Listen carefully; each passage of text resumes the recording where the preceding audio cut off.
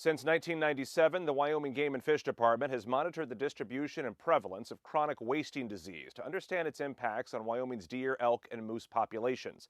In this week's Game and Fish Report, Ray Hageman explains the state regulations related to transport and disposal of animals that can carry the disease. Minimizing the spread of chronic wasting disease is essential this time of year as hunters fill their hunting licenses. Since 1997, the Wyoming Game and Fish has monitored the distribution and prevalence of chronic wasting disease, or CWD, to understand how the disease affects deer, elk, and moose populations. The disease has been identified in most deer hunt areas in Wyoming.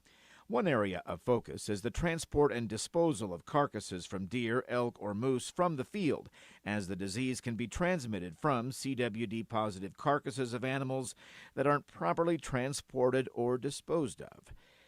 The majority of CWD-positive animals harvested appear completely normal and healthy, so hunters may be unaware that healthy-looking deer, elk, or moose can transmit CWD.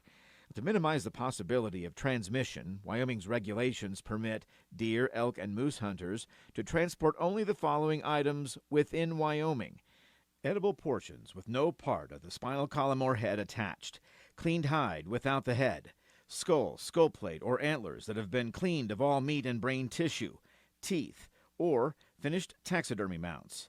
The same rules apply to transport of carcasses out of state, with the addition that whole carcasses of deer, elk, and moose are not allowed to be transported out of Wyoming.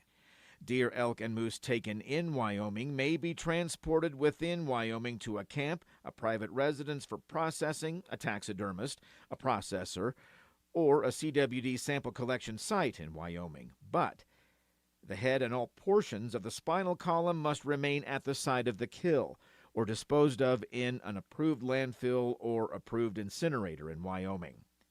Deer, elk, or moose taken from other states, provinces, or countries can only be imported into Wyoming if carcasses are transported directly to a private residence for processing, to a taxidermist or a processor, or to a CWD sample collection site. That's provided the head and all portions of the spinal column are disposed of in an approved landfill or incinerator.